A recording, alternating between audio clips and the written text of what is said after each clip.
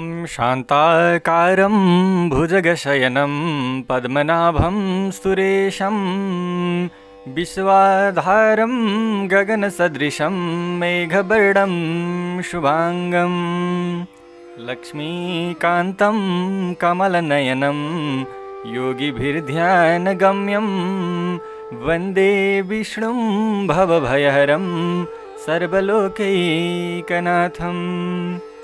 सम्पूर्ण दर्शक तथा श्रोता महानुभावहरू नमस्कार। आज हामी वैशाख मास महात्म्य अन्तर्गत एकादश अध्याय यानि कि 11 अध्यायको कथालाई श्रवण गर्न गइरहेका छौँ। दर्शक महानुभावहरू, हाम्रो च्यानलमा आएको केही समस्याको कारणले गर्दा हामीले विगतका 1-2 दिनमा राम्रोसँग वैशाख महात्म्यलाई हजुरहरूका सामु प्रस्तुत गर्न सकेनौँ। त्यसका लागि क्षमा प्रार्थी छौँ। अबका श्रृङ्खलाहरू अत्यन्त सुलभ तरिकाले हजुरहरूलाई प्राप्त हुनेछन्। अथ एकादशोऽध्यायः। मैथिलोवाच वैशाख धर्मा सुलभा पुण्यराशि विधायकाः विष्णुप्रीतिकरा सद्य पुमर्थानां तु हेतवः। तब राजा मैथिलले सोध्नुहुन्छ, धेरै पुण्यलाई दिने भएका भगवान विष्णुलाई प्रसन्न गरिदिने तत्काल धर्म अर्थ काम मोक्ष रूप पुरुषार्थलाई दिनमा कारण रूप हुनुभएका सुलभ यस्ता वैशाख मासका धर्महरू वेदहरूमा बताइएका शाश्वत छन् र पनि लोकमा किन प्रसिद्ध छैनन्। तर राजस धर्म र तामस धर्म भने अति प्रसिद्ध छन्, जो कि धेरै कठिनताले पूर्ण हुने, धेरै यत्नले मात्र गर्न सकिने, धेरै धनराशि खर्च हुनेछन्। कोही माघ मासको प्रशंसा गर्दछन् भने कोही चतुर्मासको प्रशंसा गर्दछन्। कतिपय व्यतिपाद आदि धर्मको विस्तार पूर्वक वर्णन गर्दछन्। यी सबै कुराहरूको ज्ञान भएका हजुरले विवेकपूर्वक विस्तार गरेर मलाई बताउनुहोस्। तब श्रुतदेवजीले भन्नुभयो, हे राजनी, वैशाख मासका धर्महरू किन प्रख्यात भएनन् र अरू धर्महरूको पृथ्वीमा यति ख्याति प्रसिद्धि कसरी भयो, यो कुरा म भन्छु सुन। पृथ्वीमा राजस र तामस प्रकृतिका स्वभावका धेरै व्यक्तिहरू छन्। तिनीहरू पुत्र पौत्रादि र सम्पत्ति इत्यादि यस लोकका भोगहरूलाई चाहन्छन्। यस लोकमा लाखौँ मनुष्यहरूमा एउटा कहीँ कोही कसै गरी अति कष्टले स्वर्ग जान्छ। त्यसैका लागि यज्ञादि राम्रा कार्यहरू धेरै प्रयत्न गरेर गर्दछ। तर मनुष्यले मोक्ष प्राप्तिको लागि उपासना गर्दैन। निम्न श्रेणीको सोच भएका ठुला ठुला धेरै कर्महरू गर्ने मनुष्यहरू यस लोकको भोगकै उपासना गर्दछन्।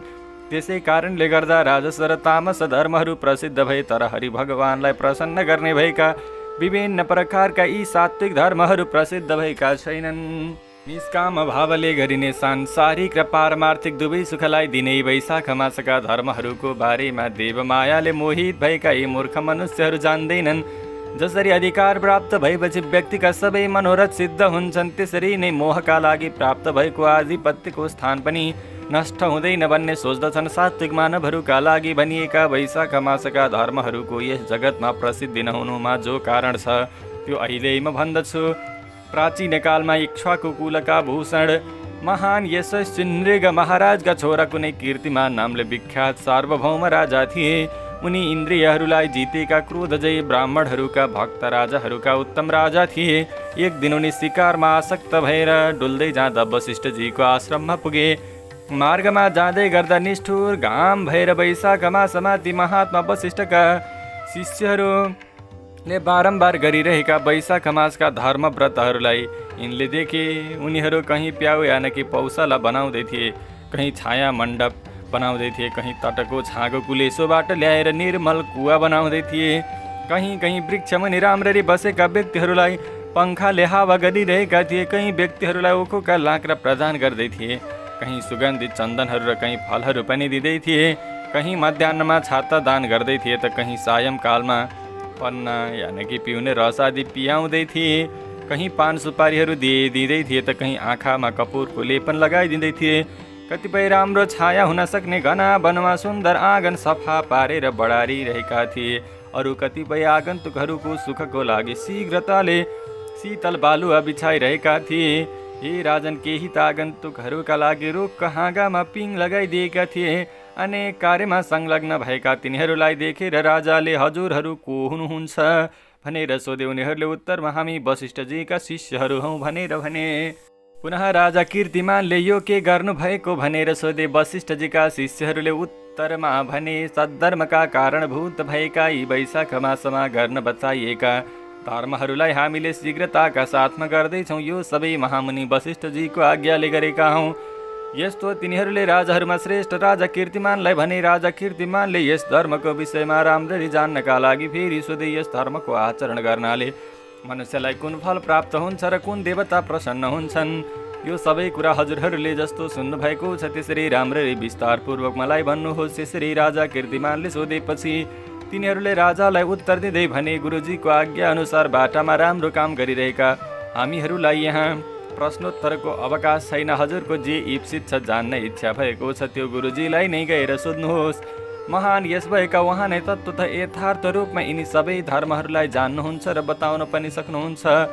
यसरी वशिष्ठजीका शिष्यहरूले उत्तर दिएपछि राजा चाँडै वशिष्ठजी भएका ठाउँमा जाँदा भए।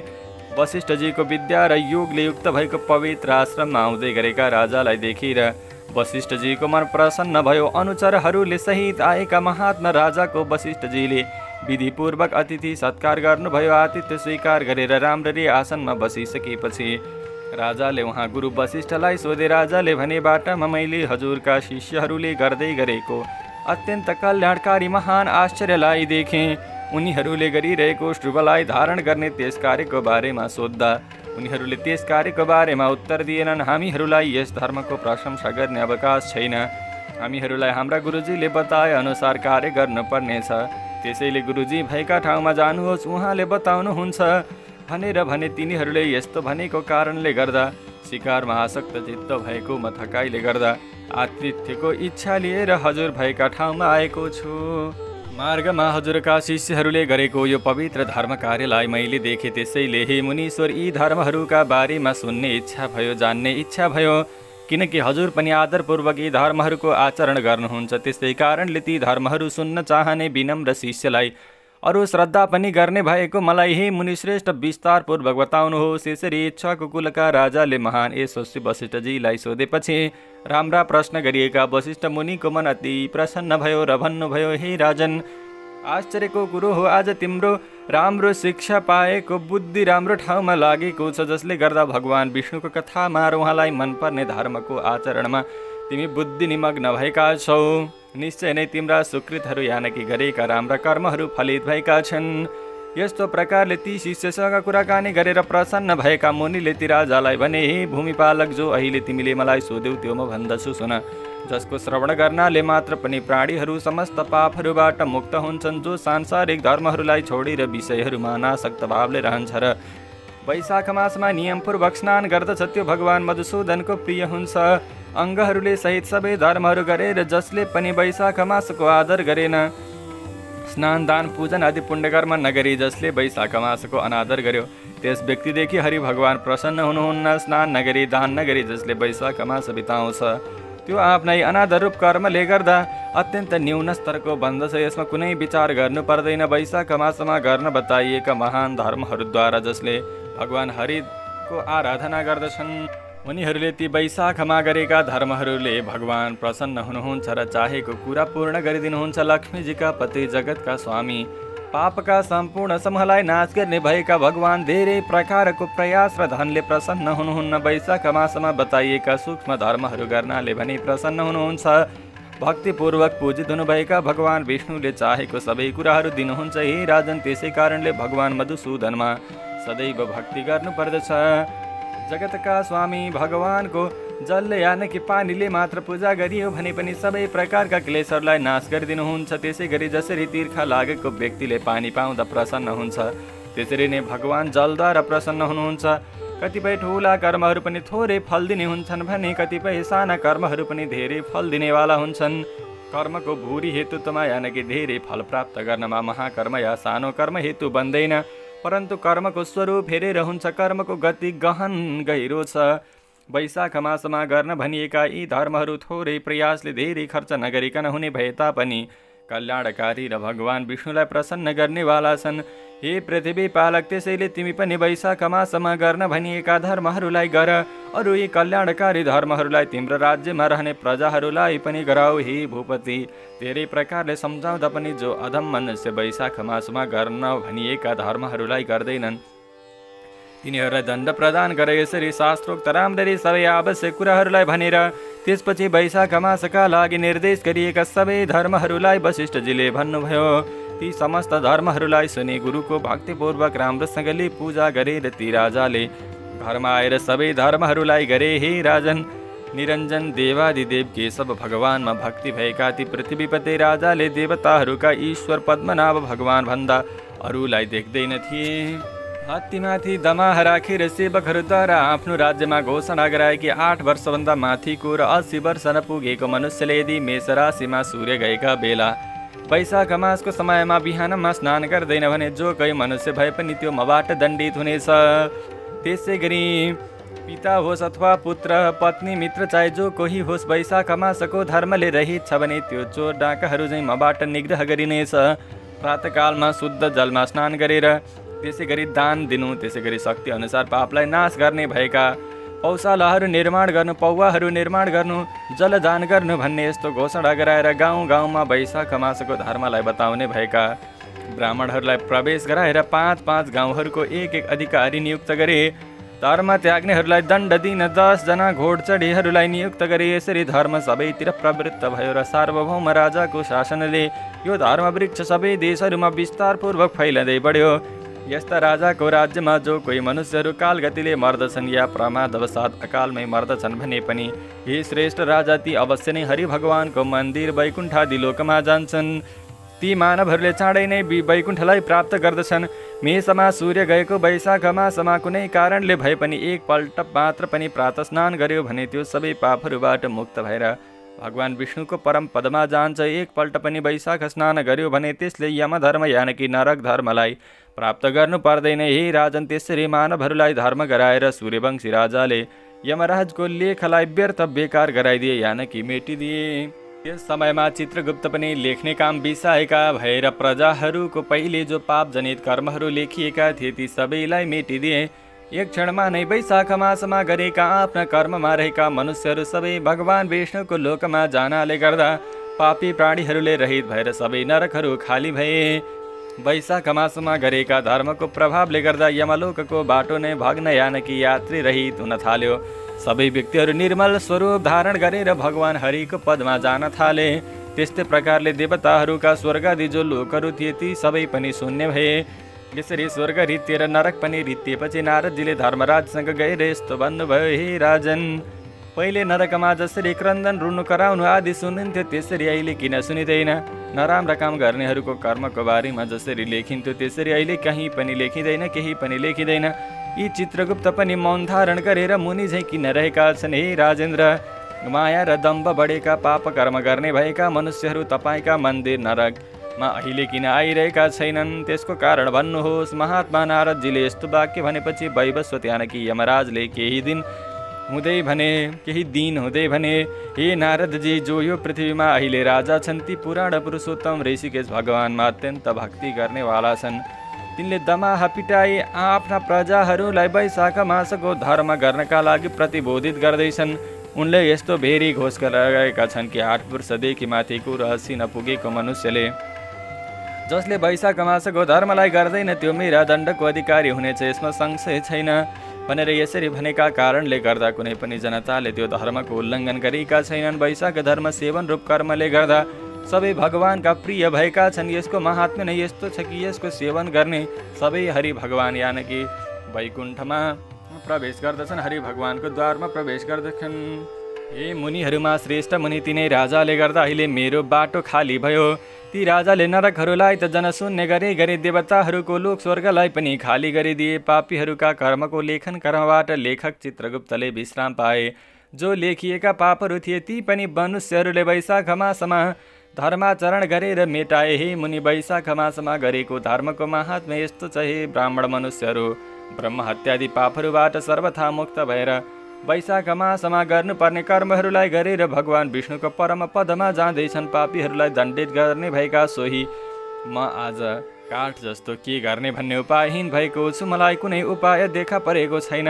अवश्य नै युद्ध गरेर आजै ती महाबलशालीलाई मार्छु होला। जो कोही पनि यदि व्यापार रहित भएर मालिकले दिएको काम नगरी बस्दछ भने स्वामीले दिएको धनले नै त्यसैलाई खान्छ र त्यो अवश्य नै नरकगामी हुन्छ।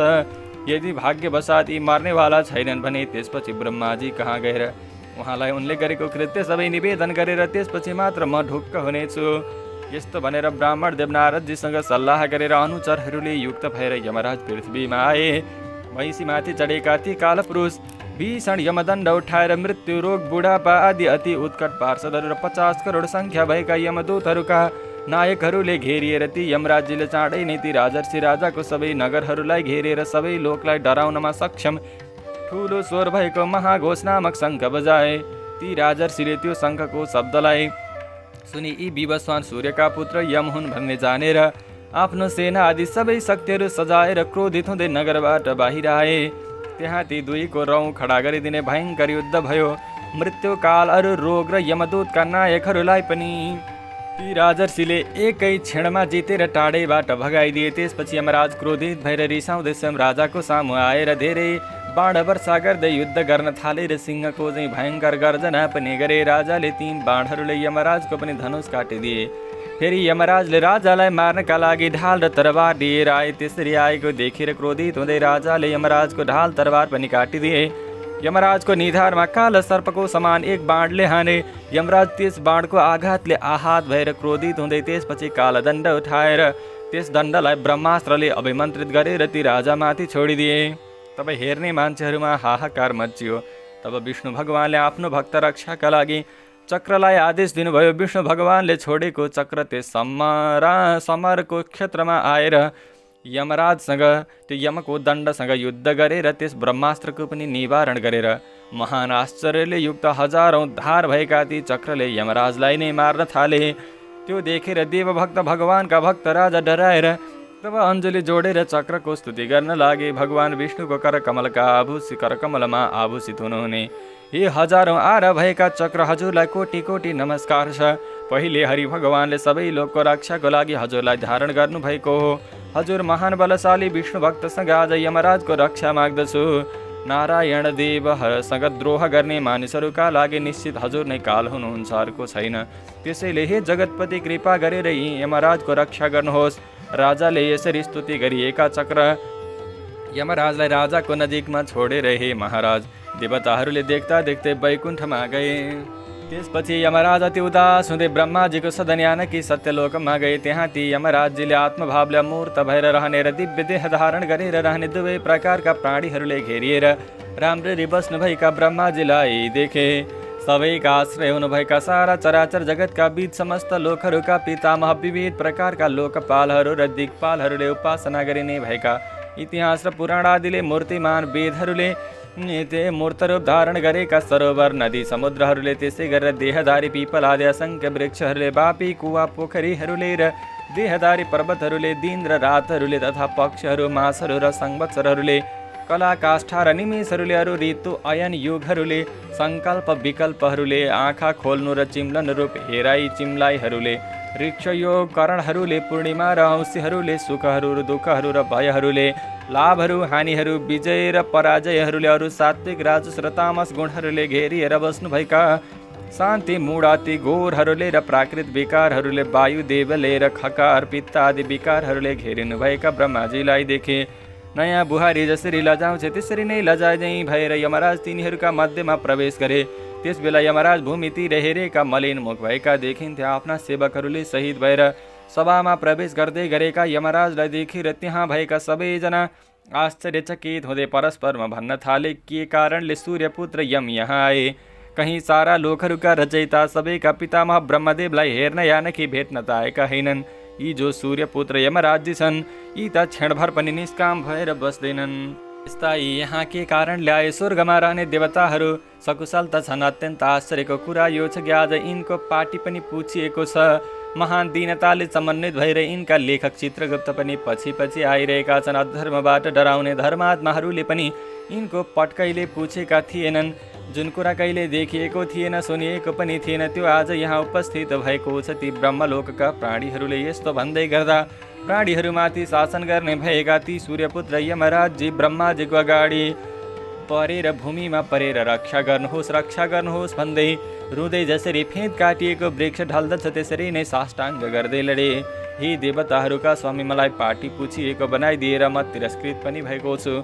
हे कमलासन, हजुर जस्तो स्वामी हुँदा हुँदैमा आफूलाई विफल भएको देख्दैछु। हे श्रेष्ठ राजा, यस्तो भनेर यमराज निश्चेष्ट भए। त्यसपछि सभामा कोलाहलको शब्द हुन थाल्यो। जुन यमराज सबै मर्त्यलोकका प्राणीहरू, स्थावर र जङ्गमलाई प्रेरित गर्दछन्, तिनै सूर्यपुत्र यम आज दुःखले आर्त भएर किन रुँदैछन्? जो मानिसहरूलाई सन्तापित गर्नेवाला छन्, ती त यति चाँडै दुःखी हुन्छन् भने दुष्कर्म गर्नेवाला व्यक्तिले त कसरी शोभालाई यानकि सुखलाई प्राप्त गर्न सक्दछ र? त्यसपछि ब्रह्माजीको आशयलाई बुझेर वायु देवताले ती जम्मा भएका अनेक लोकका सभासदहरूको शब्द आवाजलाई बन्द गराए।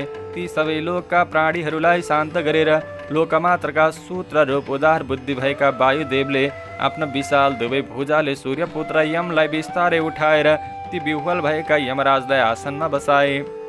अनि आसनमा बसिसकेका ती सूर्यपुत्र यमराजलाई आकाशपुत्र वायुदेवले यो कुरा भने, बाट तिमी पराजित यानकि अपमानित भयो।